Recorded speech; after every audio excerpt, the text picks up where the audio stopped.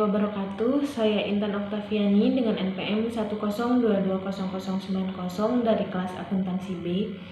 Pada video kali ini saya akan menjelaskan sedikit tentang perkembangan standar akuntansi keuangan di Indonesia. Standar akuntansi keuangan atau SAK adalah suatu kerangka dalam prosedur pembuatan laporan keuangan agar terjadi keseragaman dalam penyajian laporan keuangan. SAK ini merupakan hasil perumusan Komite Prinsipil Akuntansi Indonesia pada tahun 1994 yang ada karena menggantikan dari posisi Prinsip Akuntansi Indonesia pada tahun 1984. Kemudian SAK di Indonesia ini adalah terapan dari beberapa standar akuntansi yang sebelumnya pernah ada, yaitu seperti IAS, IFRS, ETAP, dan juga GAAP. Selain PSAK yang tadi sudah disebutkan, juga ada terapan baru yaitu PSAK Syariah, juga PSAK SAP.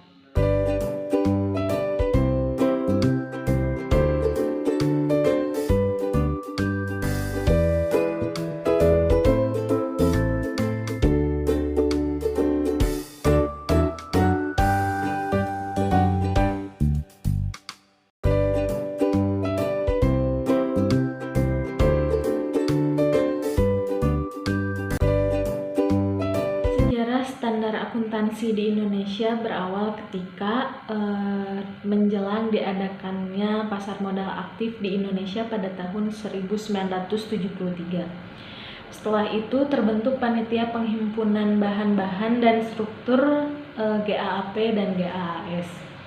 Kemudian pada tahun tersebut juga dibentuk Komite Prinsip Akuntansi Indonesia atau Komite PAI yang bertugas menyusun standar keuangan. Ini merupakan masa awal IAI menerapkan sistem standar akuntansi di Indonesia. Komite PAI sudah bertugas selama 4 periode kepengurusan IAI sejak tahun 1974 hingga 1994. Standar akuntansi keuangan ini diciptakan tentu saja berdasarkan beberapa tujuan. Di antara tujuan standar akuntansi keuangan yaitu dapat memberikan informasi tentang posisi keuangan perusahaan, memberikan pedoman dan peraturan kerja bagi akuntan publik. Yang ketiga, memberikan database pada pemerintah tentang berbagai informasi. Dan yang terakhir yaitu dapat menarik perhatian para ahli dan praktisi di bidang teori dan prinsip akuntansi. Kemudian saya di sini akan sebutkan jenis-jenis dari akuntansi yang ada di Indonesia. Yang pertama yaitu PSAK IFRS. PSAK IFRS ini merupakan standar akuntansi keuangan yang ditetapkan secara menyeluruh. Dan yang kedua yaitu SAK ETAP, merupakan standar akuntansi keuangan untuk entitas tanpa akuntabilitas publik.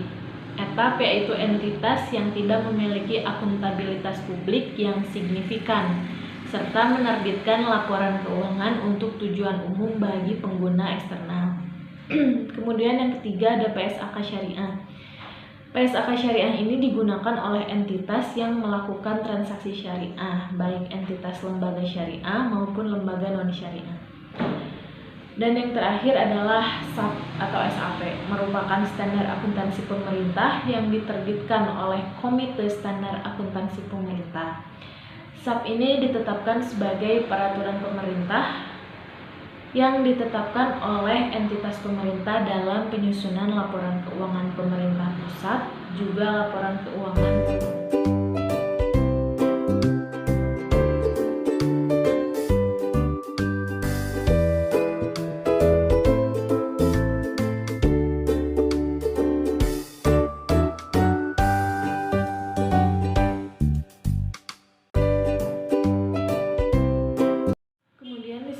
rekonsiliasi dan pengakuan bersama terhadap perbedaan standar akuntansi.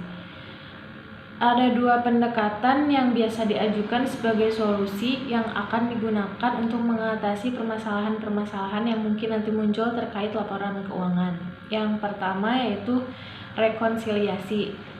Rekonsiliasi ini dilakukan agar perusahaan asing dapat menyusun laporan keuangan dengan menggunakan standar akuntansi negara, dengan melakukan akuntansi negara asal, tetapi harus menyediakan rekonsiliasi antara ukuran-ukuran akuntansi yang penting seperti laba bersih dan juga ekuitas pemegang saham. Kemudian yang kedua adalah pengakuan bersama atau timbal balik. Pengakuan bersama ini dilakukan apabila pihak regulator di luar negeri asal menerima laporan keuangan dari perusahaan asing yang didasarkan pada prinsip-prinsip negara asal yang berlaku.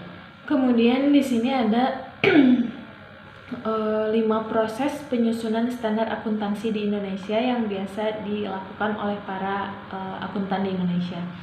Yang pertama yaitu desain, yang kedua approval, yang ketiga education, yang keempat implementation, dan yang kelima enforcement. Di sini saya jelaskan untuk yang pertama desain. Desain itu adalah aspek khusus akuntansi tertentu yang harus diidentifikasi dan diteliti, dan juga di exposure draft yang harus diarsipkan. Yang kedua yaitu approval. Approval ini adalah draft dari yang poin pertama tadi harus direview dan jika layak akan dilanjutkan dan disetujui sebagai standar. Kemudian yang ketiga ada education. Maksud education di sini adalah dilakukan penjelasan kepada penyusun dan pemakai laporan keuangan tentang pengaruh dan implementasi standar yang baru atau yang akan dibuat. Kemudian yang keempat adalah implementation. Implementation ini adalah ketentuan dalam standar tersebut harus diaplikasikan di dalam perusahaan. Kemudian yang kelima ada enforcement. Ini adalah pengawasan dan pemberian sanksi bagi setiap perusahaan yang tidak menuruti standar akuntansi yang berlaku. Kemudian di sini saya akan bacakan organisasi-organisasi internasional mana saja yang turut andil menjadi pendorong harmonisasi akuntansi di Indonesia. Yang pertama yaitu International Accounting Standard Board, yang kedua Komisi Uni Eropa, yang ketiga Organisasi Internasional Komisi Pasar Modal, yang keempat International Federation of Accountants, yang kelima kelompok kerja asli pemerintah PBB dalam ISAR dan UNTACD, dan yang terakhir adalah kelompok kerja dalam OECD. Kemudian ada organisasi atau badan lain juga yang ikut serta, akan saya sebutkan beberapa di sini, mungkin nanti akan saya tampilkan. Yang pertama The National Association of Accountants. Di sini ada beberapa organisasi yang turut serta. Yang kedua The Cost Accounting Standard Board, The Financial Executive Institute, International Accounting Standard Committee, dan badan-badan atau organisasi luar negeri lainnya yang mungkin tidak tersebutkan di sini.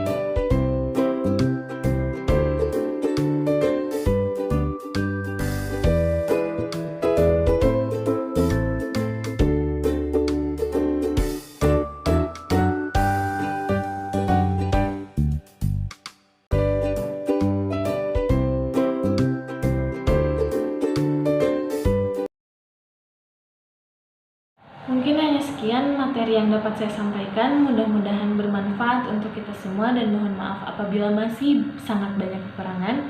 Sekian dari saya, wassalamualaikum warahmatullahi wabarakatuh.